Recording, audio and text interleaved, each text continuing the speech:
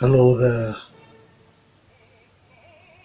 I think that most people will agree that Ridley Scott is a great filmmaker with a wide talent, being able to direct movies of many genres, such as space horror, sci-fi neo-noir, Roman-era epics, girl road trip movies, and dark fantasy?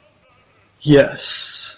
Though Legend wasn't a hit with critics or audiences when it was released, it has since gained a reputation as a cult classic. But is this warranted?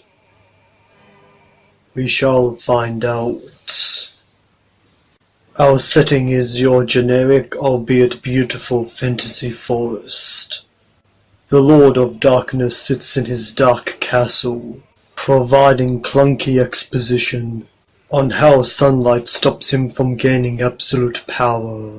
Really, why was he telling himself this? But he does tell his goblin servants to kill 2 unicorns and bring their master back their horns. We're then introduced to our 2 lead characters, Princess Lily, who likes to spend time with the farming peasants, which is strange because they don't interact again later. Although, to be fair, they are corpses when she sees them again. But to go back on that, their opening scenes are too brief for the later scene to have any effect. The other lead is a forest dweller named Jack, and he has the hots for Princess Lily. Jack shows Lily the unicorns, at the same time as the goblins are going to hunt them. This is probably as good a time as any, that the goblin leader Blix has this strange habit of speaking in rhyme half the time. Black as midnight, black as pitch, blacker than the foulest witch. Mortal world turned to ice. Here be goblin paradise. Magic horn is mine, mine, mine. Now all creatures will love the night and worship goblins as divine. Yes, it's really weird. We don't see any of the other goblins repeating this habit. As for the unicorns, they don't make horse sounds. Instead, they make whale sounds.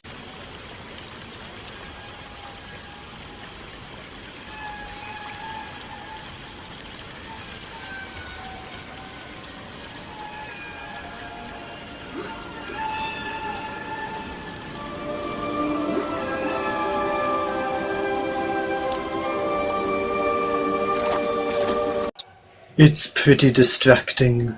So anyway, the goblins kill and dehorn the stallion unicorn, as the mare escapes. The death of one of the unicorns causes the world to fall into an eternal winter. As the goblins are playing around, Darkness appears and orders the goblins to capture the mare. One thing to note is the use of build-up.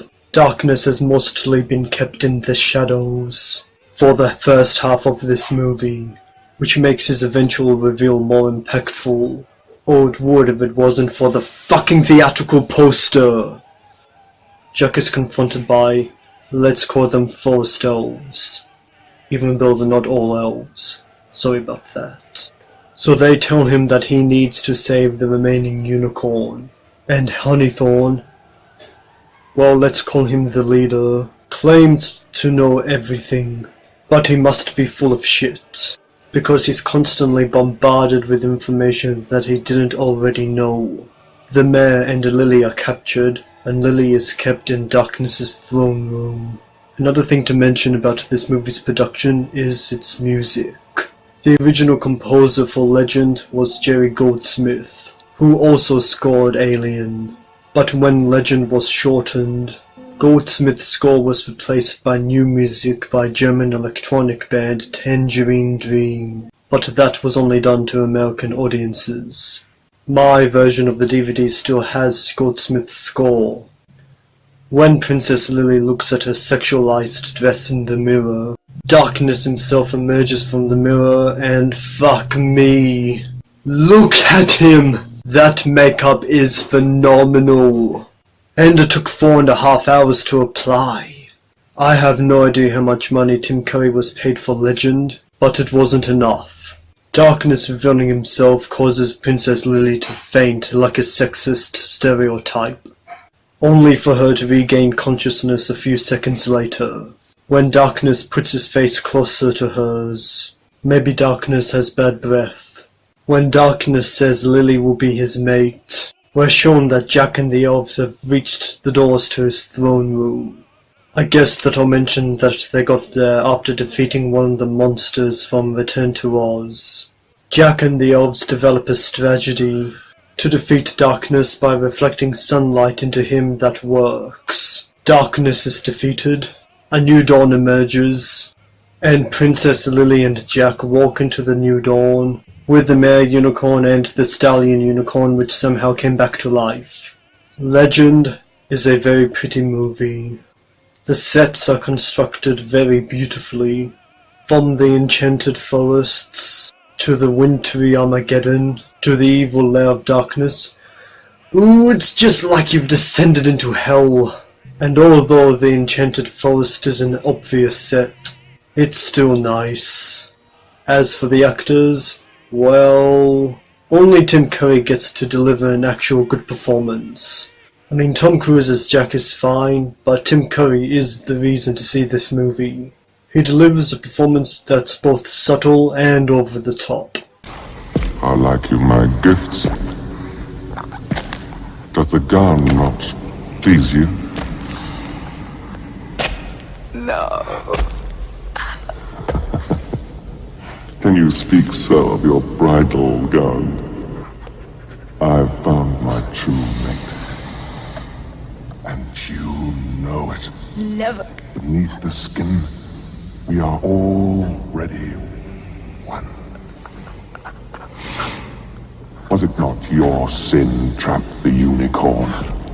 Even now, the evil seed of what you have done germinates within you. No. You lie. You disgust me. You're nothing but an animal. We are all animals, my lady.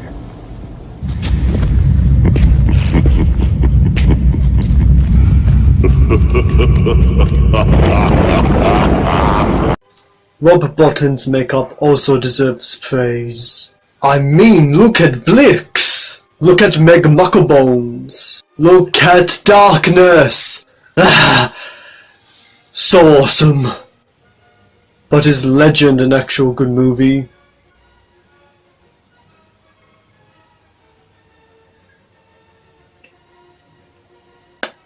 No. The plot makes little sense. All of the characters are pretty much one-dimensional. Well, okay, not all of them. And the story is so underdeveloped yet feels so overlong. And that might be why Legend doesn't really work. Legend was originally going to be a 2-hour film. But after an unimpressive test screening, Ridley Scott felt pressure to cut it down to an hour and a half. In 2002, 17 years after Legend's original release, Ridley Scott would release a director's cut of the movie, which is considered by many to be far superior. So, I'll do that later. I'll watch the director's cut, and do a comparison to the original, and determine if it's truly better. But for this version, if you like cool sets and cool makeup, and Tim Curry, it's fine. But if you want something that's really going to suck you in, you should probably seek elsewhere. Maybe try Labyrinth, or The Dark Crystal,